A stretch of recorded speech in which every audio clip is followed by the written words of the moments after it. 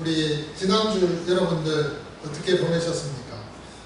평안하셨는지 모르겠는데 지난주에 참 하나님께서 우리에게 많은 것들을 이렇게 맛볼 수 있도록 경험할 수 있도록 해주지 않으셨는가 하는 그런 생각을 해보게 됩니다.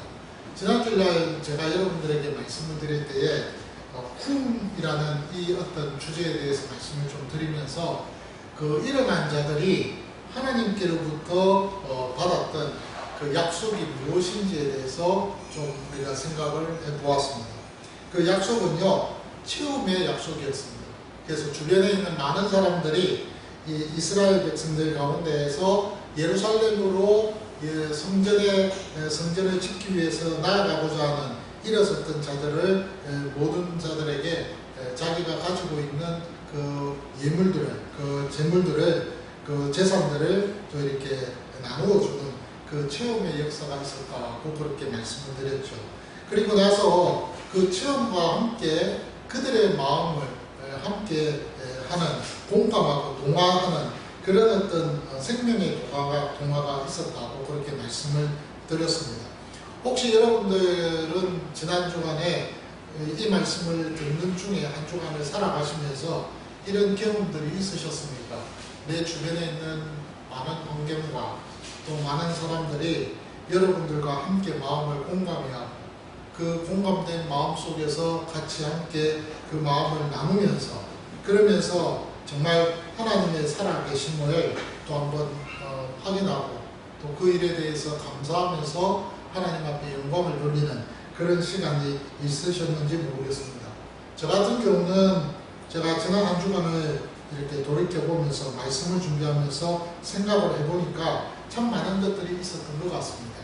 짧은 그 시간 속에서 한 주간의 그 삶이었지만은 이 삶 속에서 일상적인 삶의 그 루틴에서 피해를 주지 않고 피해를 받지 않고 하나님께서 저를 사용하시고 저에게 이런 놀라운 체험의 은혜들을 경험하게끔 하신 것을 좀 한번 되돌이켜보면서 생각해보는 그런 시간을 가졌습니다. 제가 말씀드렸잖아요. 어쨌든 일을 그만두고 요양보호사 일을 하게 되었는데 지난 한 달 동안은 일감이 없어서 애멀었다고 했잖아요. 근데 지난 한주가 아닙니다. 하루 만에 일감이 3개나 생겼습니다. 전화가 몇 번째 오더라고요. 그래가지고 그냥 한 날에 다 일감이 들어와가지고 그 일감을 다 하게 되었습니다. 근데 또 감사한 것은 내 어떤 살아가는 삶의 그 모든 루틴들이 있잖아요. 그 루틴들이 피해를 받지 않고 방해되지 않고 이렇게 그 시간을 조절해 가면서 일을 할 수 있게 되었다는 사실. 어떤 면에서는 제가 하나님 앞에서 곰곰이 생각해 보면 그 체험의 약속이 지난 한 주간 저에게 있었지 않았나 그런 생각을 해보게 됩니다. 여러분들은 어떠셨는지 모르겠네요. 여러분들은 일어나겠다라고 결심했던 하나님 앞에서 나는 이러겠다고 마음을 정했던 그 순간 이후에 어떤 체험을 여러분들이 경험을 하셨는지 오늘 예배를 마치고 나와서 우리가 목장 모임을 할 때 함께 나누는 그런 즐거움이 있었으면 참 좋겠다 하는 그런 마음을 갖게 되어집니다. 올해 이 체험의 약속을 넘어서 이제 하나님께서 큰 회복과 또 안전을 준비하고 계시는 것을 보게 됩니다.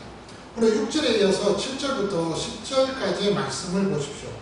거기에 보면 우리 인생에 있어서 영적 신분을 통째로 바꾸는 정체성과 함께 사명의 대반전의 그러한 일들이 벌어지고 있는 것을 보게 되어집니다. 오늘 본문의 7절에 보니까 페르시아 왕 고레스가 드디어 이제 자신의 제국의 창고에서 무언가를 끄집어내고 있습니다. 그것은 바로 과거 느부갓네살 왕이 예루살렘의 성전에서 약탈해서 가져왔던 그러한 여호와의 성전에 있었던 기명들, 도구들, 그 그릇들을 다 끄집어내었습니다. 그리고는 그 그릇들을 끄집어내어서 올라가는, 예루살렘으로 일어나서 올라가는 그 남은 자들에게 주는 것을 보게 되어집니다. 여기 오늘 본문의 7절에 나오는 여호와의 성전의 그릇을 꺼내니라는 이 말씀에 이 여호와의 성전 그릇이라는 이 단어에 우리가 좀 집중을 해야 되지 않을까 생각합니다. 이 그릇이라는 이 단어, 단순히 여러분 어떤 음식을 먹기 위해서 담는 그릇 정도의 의미는 아닙니다. 하나의 도구라는 의미도 되겠지만은 전쟁터에서 적을 찌르기 위해서 사용되어지는 무기라고도 그 의미를 가질 수 있습니다. 그런데 이 그릇들을 앞서 말씀드린 대로 이제 페르시아의 고레스 왕이 끄집어내었습니다. 그리고는 이방 신전에서 옮겨서 마침내 예루살렘으로 이 그릇을 가져가는 일을 단행하게 되어졌다는 말입니다. 사실 여러분 지금 이 그릇은요, 이스라엘의 타락과 범죄로 인해서 어둠의 골방 그 구석에 이방 신전의 그 창고에 처박혀 있었던 도구들입니다. 제가 이 말씀을 곰곰이 묵상을 하면서 그런 생각을 좀 해봤습니다. 혹시 우리의 영적 자바상도 이렇지 않을까 하는 그런 생각을 좀 해보게 되어졌습니다. 원래 우리는요, 본질상 진노의 자녀였습니다. 그래서 하나님께서 창조해 주셨던 그 고귀한 그 사명, 그 고귀한 그 역할들을 다 하지 못하고 사단에게 우리가 빼앗겨서 살아가는 그런 모습들이 참 그 옛날 과거에 있지 않았습니까? 그런데 이제 그러한 모든 가운데 있는 우리가 하나님을 영원롭게 할 우리의 손과 발, 또 우리가 살아가는 우리의 삶에 있어서 우리의 입술과 우리의 재능이 지난날에 이 죄악 속에서 죄의 도구로, 불의의 무기로 우리가 사용받고 있었다는 이 사실을 생각하면 참 마음이 많이 아파지는 것은 사실입니다. 어쩌면은 우리가 이 한 주간을 살아가는 가운데에서도 우리 자신들의 우리 모습들을 보면 비참함 속에서 우리가 살아가는 경우들도 많았다는 것을 고백하게 되어집니다. 이런 상황에서 내가 일하고 있는 이 일터, 직장, 또 내 삶의 터전에서 잠시 멈추어 서서 내 인생은 왜 그런가 라고 그렇게 한번 여러분들 생각해 볼 때마다 어떤 때는 내가 여기 있다는 것 자체가 너무 하나님의 은혜지만 나도 참 힘들었어 라고 여러분들이 고백하는 그런 상황 속에 있었지 않았나 생각을 합니다. 그렇게 낙심을 하고 나의 어떤 영적인 정체성에 대해서 우리가 방황하고 있는 그 상황 속에 있는 이런 상황, 그것이 지금 오늘의 이 하나님의 성전에 있었던 이 그릇과도 같은 우리의 존재의 모습이 아니었던가 하는 그런 생각을 해보게 됩니다. 그 그릇은요, 자기가 원해서 느부갓네살 왕에게 탄취를 받아서 그래서 이방 신전의 창고에 처박히었던 그런 존재들이 아니었습니다. 자기가 원해서 간 것이 아니에요. 그것은 일방적으로 그냥 당한 가운데 있었습니다. 어떤 면에서는 우리들도 그렇습니다. 우리가 내가 원해서 사탄의 손아귀에서 놀아나는 그런 존재가 된 것은 아니잖아요. 그래서 엄격하게 이야기하면 누구 때문에? 우리 인류 시조 아담 때문에. 아담과 하와가 범죄한 이후에 우리 역시 그 원죄로 말미암아서 우리 모두가 그 죄가 전가가 되어져서 그래서 우리도 죄인이 될 수밖에 없었고, 그래서 로마서에 있는 말씀 그대로 우리는 본질상 진노의 자녀라는 고백을 할 수밖에 없었다는 사실입니다. 우리가 원치는 않았어요. 그런데요, 그런 가운데 있는 우리, 어쩌면은 우리가 하나님 앞에서 왜 우리를 이 땅에 이런 존재로, 이런 신분으로 태어나게 하셨습니까? 라고 원망할 수도 있겠지만, 어떤 면에서는 감사하게도 그런 우리를 향해서 하나님께서는 지금 놀라운 메시지 하나를 우리에게 전해주고 계신다는 것입니다. 그것이 뭐냐면 바로 오늘 하나님께서 그 그릇을 끄집어내어 주셨다는 것입니다. 하나님이 그 그릇을 끄집어내어서 원래 있던 장소로 그 그릇을 가져다 놓으셨다는 그 말이 되는 겁니다. 오늘 본문의 7절에 보니까 그릇을 끄집어내었다라고 그렇게 7절에 기록합니다. 고레스 왕이 또 여호와의 성전 그릇을 꺼내니라고 합니다. 근데 이 꺼내니라는 이 7절의 이 단어는요, 8절에도 동일하게 사용되어지고 있습니다. 꺼내어라고 그렇게 반복되어져서 사용되고 있다는 것입니다. 이 단어는요, 대충 이것저것 뭐 좀 찾아가지고 필요한 물건들을 그 창고에서 끄집어내는 그런 의미의 단어가 아니라는 거예요. 이 단어는요, 실제로 아주 낱낱이 모든 것을 구체적으로 빠짐없이 개수를 하고 세어서 이것이 필요한가 안 필요한가를 꼼꼼하게 다 살펴보고 난 이후에 그래서 끄집어내는 그런 단어입니다. 그럴 때 이 단어를 사용한다는 것입니다. 그런데 오늘 하나님은요, 여호와의 성전에서 이렇게 그 성전 그릇을 끄집어내셨어요. 그리고는 원래 있던 장소로 옮기셨습니다. 그 원래 있던 장소는 바로 예루살렘입니다. 이 말씀을 제가 묵상을 하면서 이런 생각을 해봤습니다. 우리의 정체성도 그렇지 않았을까? 원래 있던 곳으로 하나님이 우리를 옮기시고 계신다는 거예요. 옮기셨다는 거예요. 그래서 그 소유권이 그 소유주가 하나님으로 그 소유주가 바뀌게 되는 것을, 회복되는 것을 알려주고 계신다는 사실입니다. 근데 그것을 사실은 상징적으로 지금 이스라엘 백성들에게 보여주고 있는 거예요. 너희들이 지금까지 70년 동안 이 바벨론이라는 곳에 살았고, 또 너희들이 살아가는 가운데에서 페르시아라는 제국이 다시 이렇게 제국이 교체가 되면서 너희들이 영원히 이곳에 있을 수밖에 없는 상황이지만, 그러나 내가 이제 하나님의 그 계획 속에서 너희들을 옮길 거야. 마치 저 여호와의 성전의 그 그릇들이 느부갓네살의 그 신전의 창고에 있었던 그 그릇으로 있는 것이 아니라 다시 예루살렘으로 옮겨지듯이 이제 너희들도 그렇게 옮겨질 거야 라고 그렇게 지금 상징적으로 하나님께서는 이 성전의 그릇을 통해서 이스라엘 백성들에게 보여주고 계신다는 거예요. 그런 것처럼 우리의 인생에 있어서 우리의 영적 신분도 옮김을 받았다는 거예요. 그래서 우리의 정체성이 바뀌었다는 거예요. 그리고 무엇보다도 우리의 소유주가, 우리의 소유권을 가진 그분이 바뀐 거예요. 예, 하나님께로 바뀌었다는 거예요. 여호와 그분께로, 야훼 그분께로 바뀌었다는 거예요. 그 야훼가 누구십니까? 바로 창조주가 되십니다. 그 야훼는 나의 근원이 되신 분이에요. 그 야훼는 처음이야 마지막 되시는 거예요. 그분이 내 소유자가 되신다. 내 소유주가 돼요. 그 소유권이 바뀌었다. 그래서 회복이 되었다 이 말입니다. 그 사실을 오늘 이 여호와의 이 그릇 성전을 통해서 가르쳐주고 계시더라는 것입니다. 자, 그런데요, 여기서 하나님께서는 또 한 번 우리에게 알려주는 메시지가 있더라는 것입니다.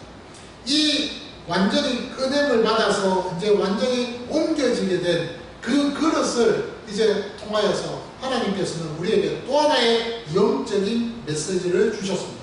그럼 어떻게 살아야 되느냐? 어떤 삶으로 하나님 앞에서 우리가 살아야 되겠느냐? 오늘 본문에 보니까 이 성전의 그릇의 원래 목적은요, 여호와를 경배하기 위해서 사용되어진 그러한 도구들이었습니다. 그 그릇 안에 무엇이 담기느냐에 따라서, 또 누구를 위해서 이 그릇이 사용되느냐에 따라서 이 그릇의 가치는 결정이 되는 거잖아요. 그런데 오늘 여기 본문에 보니 이 그릇은요, 지금까지 바벨론 신전 그 창고에 처박혀 있었다는 것입니다. 아무리 황금으로 만든 화려한 그릇이라 할지라도 여러분, 그 바벨론 그 신전의 창고에 그렇게 처박혀 있으면은, 또 술판에 그 술자리에 그 잔치자리에 유흥을 위해서 사용되었다고 하면 그 그릇은 정말 선물이라고 말할 수 있겠느냐는 거죠. 아니라는 것입니다. 조금 찌그러진 것 같고 뭔가 좀 상처가 나고 볼품이 없는 그런 그릇이라도 거기에 뭔가 여호와의 이름을 위해서 거룩한 피를 담아서 제사를 드리는 그런 그릇이 될 때는요, 하나님의 거룩한 그릇이 되어진다는 사실입니다. 그렇잖아요. 그런데 오늘 이 본문에서 말씀하시는 그 말이 바로 그런 것입니다. 우리도 마찬가지라는 거예요. 이스라엘 백성들에게 그 여호와의 그 성전 안에 있는 그 그릇을 보여주면서 너희가 그렇다 이거예요. 그러면서도 우리에게도 그 말씀하고 있어요. 너희들도 지금 그릇이야. 마치 여러분 사도행전에 보니 9장에 거기에 하나님께서 바울에 찾아가셨습니다. 그리고는 그 바울을 찾아가시고 나서 다메섹에서 만나고 난 이후에 그 다음에 누구를 만났습니까? 또한 하나님께서 우리 갑자기 생각이 안 나, 죄송합니다. 우리 사도행전의 9장입니다. 사도행전 9장에 보니 바울이 아나니아, 이제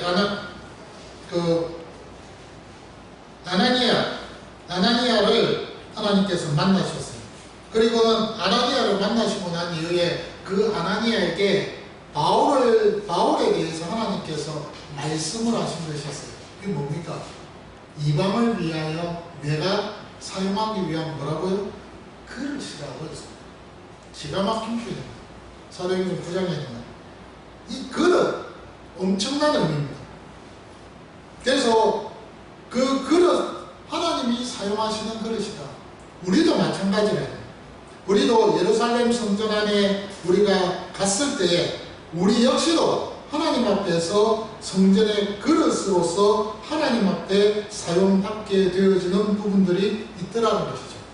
그러니 오늘 저와 여러분들이 내가 주님 앞에서 내가 하나님 앞에 사용받을 그릇으로서 내가 무엇이 내 안에 채워져야 할 것인가에 대해서 한번 생각을 해보는 것이 어떠냐는 것입니다.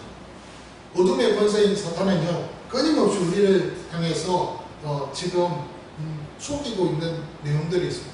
왜곡시키고 있는 것이 있습니다. 예수 그리스도의 보혈로 구원받은 우리를 향해서 계속해서 속삭이는 것이 있습니다. 그게 뭐냐면 너는 더 많이 채워야 돼. 너는 더 많이 채워야 돼. 세상의 성공으로 너의 그 그릇에 채워져야 돼. 그리고 돈도 담아야 되고 명예도 담아야 되고 마음껏 모든 것들을 너의 인생의 그 그릇에 가득가득 채워야 돼. 그것을 위해서 아둥바둥 살아가야 된다. 그것이 채워지지 않으면 안 돼 라고 그렇게 계속 속삭이고 있다는 거예요.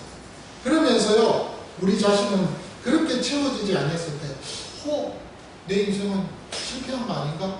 이런 생각을 우리가 하면서 낙심하게끔 방황하게끔 그렇게 만들고 있다. 그것이 사단입니다. 사단이 우는 사자와 같이 두루 삼킬 자를 찾듯이 그렇게 찾으면서 매 순간순간마다 우리의 마음에 찾아와서 속삭이고 있다는 말입니다. 그런 가운데 주님은 오늘 본문을 통해서 우리에게 말씀하시기를 이렇게 이야기합니다. 야, 아니다. 내 인생은, 너의 그 인생은 세상의 찌꺼기를 담기 위해 만들어진 그릇이 아니라는 거예요. 처음부터 나를 위해서 예배하기 위해서 만들어진 그릇이라는 거예요. 여호와를 경배하기 위해서, 나의 영광을 담기 위해서, 그러기 위해서 이 그릇이 너의 그 성물이 만들어졌다는 겁니다. 우리는 그런 존재로 지음을 받았다는 것입니다. 그래서 성전 그릇, 그 성전 그릇의 진짜 가치는요, 성전 안에서 하나님을 경배할 때만 살아난다는 것을 여러분 기억하셔야 됩니다. 그 분명한 거예요.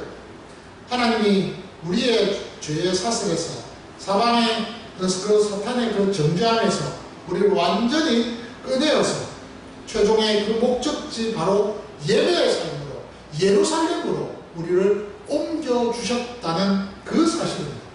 그렇기 때문에 여러분, 우리가 어디에서 있어야 되느냐가 중요합니다. 우리 몸이 지금 이 자리에 예배하는 자리에 와 있다고는 하지만요, 여전히 우리가 세상으로 바벨론 창고에 우리 마음이 그 창고 구석에 가 있어서 염려하고 근심하고 하는 그런 가운데 있다면 그것은 분명 교회 마당 그 앞마당을 밟고 그냥 지나가는 종교 행위밖에는 되지 않겠습니까?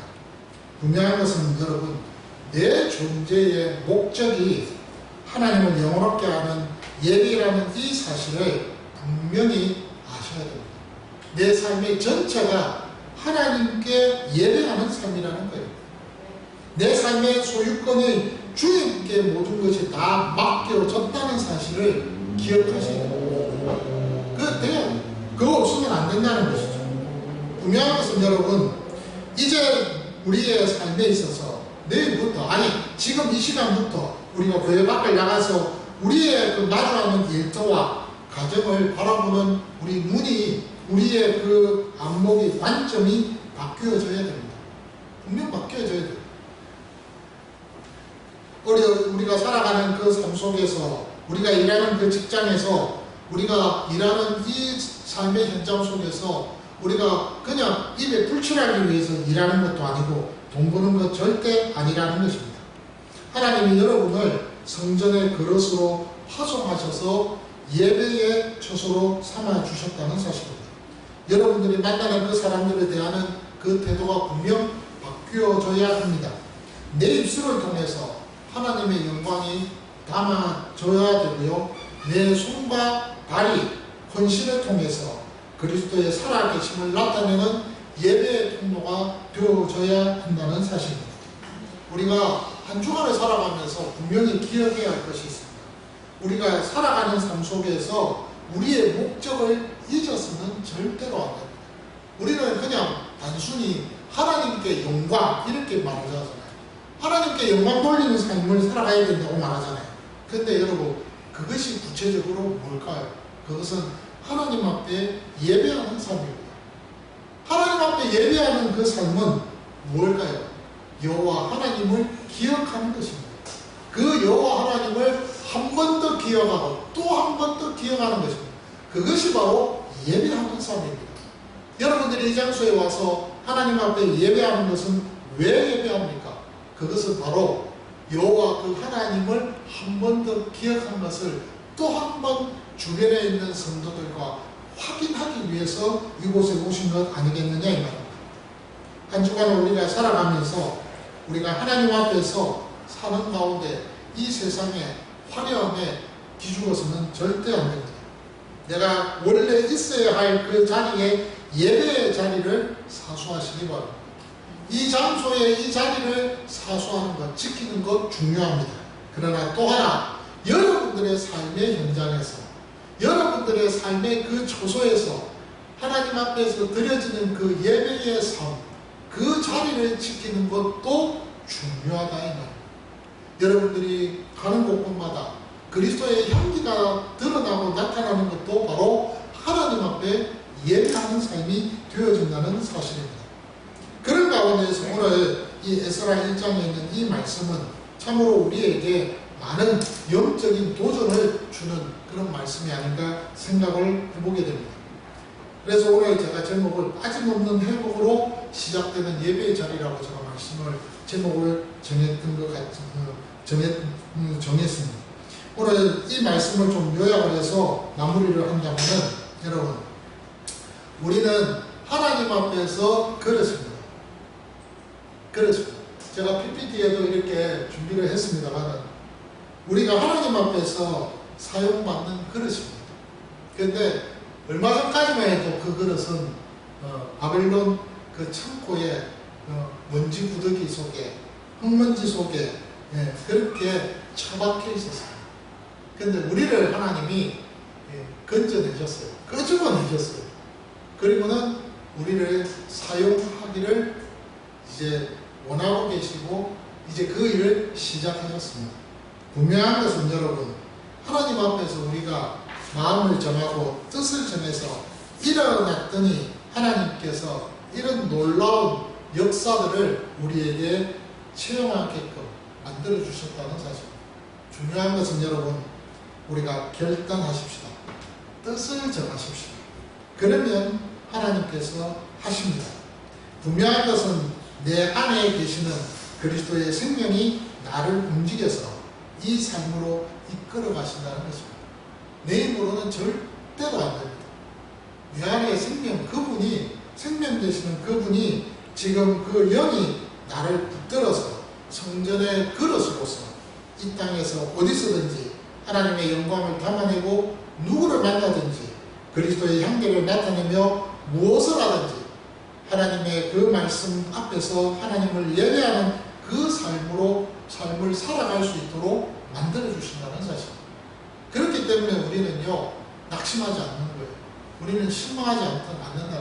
왜냐? 내 혼자서 할 수 있는 일이 아무도 없는데 감사한 것은 너무나 놀라운 것은 나와 함께 하시는 그분이 나를 도우셔서 이 일을 감당하게끔 나에게 힘주시고 나와 함께 하고 계신다는 사실이 있기 때문에 그 약속 때문에 우리가 하나님 앞에서 감사하며 우리가 실망하고 낙심치 않는다는 사실입니다. 오늘 이 한 주간도 이 말씀을 붙드시고 오늘도 우리가 주님께서 나를 이렇게 그릇 삼아 주신 것, 그 그릇이 바로 이런 놀라운 역사들을 이루고 계시다. 이미 우리는 예루살렘으로 옮겨졌습니다. 기억하십시오. 이제는 우리가 하나님 앞에 내 삶에 있어서 그 현장 속에서 여호와를 위하여 예배하는 그 삶으로 살아가기를 소망하면서 의지하십시오. 반드시 하나님이 우리를 사용하시고 승리하게 해주실 것입니다. 이런 은혜의 주인공들 되시기를 주의 이름으로 축원합니다. 감사합니다.